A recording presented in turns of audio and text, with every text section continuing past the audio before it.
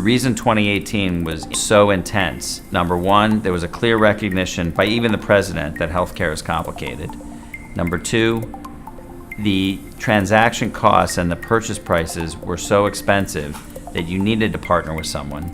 And three, it made sense to partner with someone because you can't really run healthcare on your own. Most hospitals, health systems, and others are operating in joint venture arrangements, whether it's contracts or formal joint venture partnerships or entities.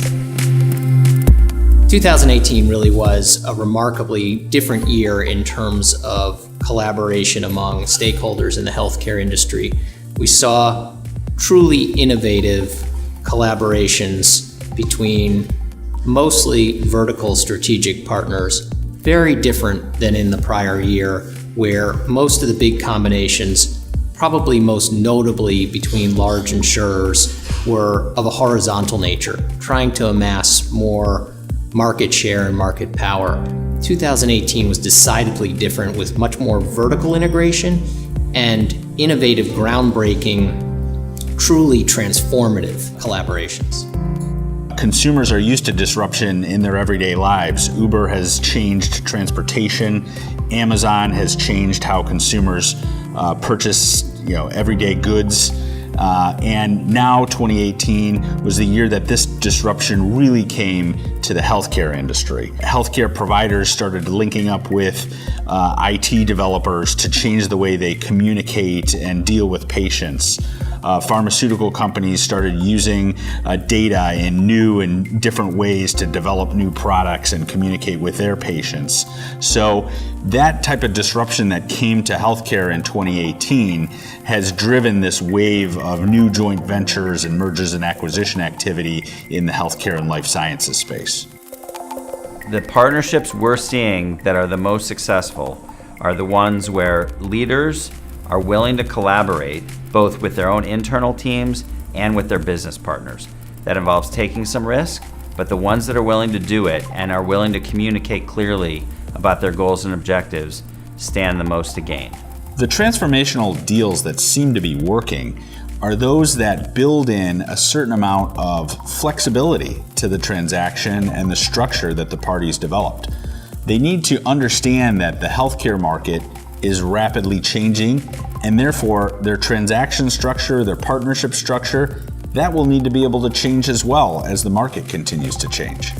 The partnerships that are likely to be the most transformative are those that create new access points for patients to come into the healthcare marketplace, but where both the outgoing payment to the provider and the cost of the supply is controlled.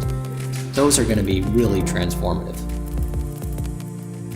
These kinds of combinations, while innovative and exciting and potentially transformative, also have caught the attention of policymakers, particularly here in Washington.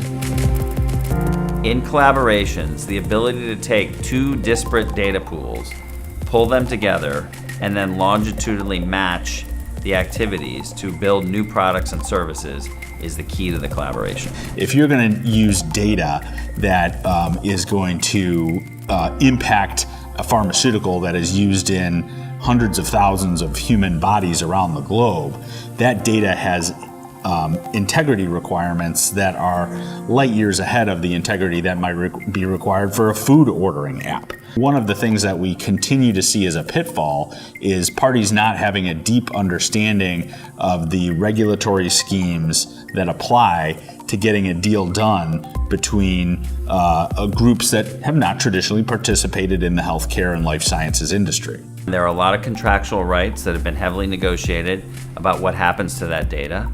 There are patient rights and HIPAA and other privacy considerations that have to be mapped out. And there are ways to de-identify the data, but it's complicated to do, it's expensive, and it's hard to track longitudinally who the data relates to. Large players in the economy are looking at healthcare as a new market. It's getting close to 20% of the GDP. So we expect players that we have not seen before in healthcare to come into the industry in a big way.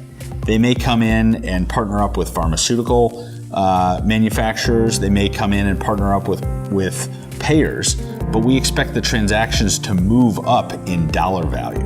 In 2019, I think we're going to be seeing more partnerships between and among providers, payers, and the disruptors. I think we've started to see two-way joint ventures. I think we'll start to see three-way joint ventures and even 4 players or more. These collaborations are about providing easier access, more convenience for patients, but probably most importantly, better ability to control the cost of healthcare, better ability to control the spend. That's the missing ingredient right now in the healthcare system.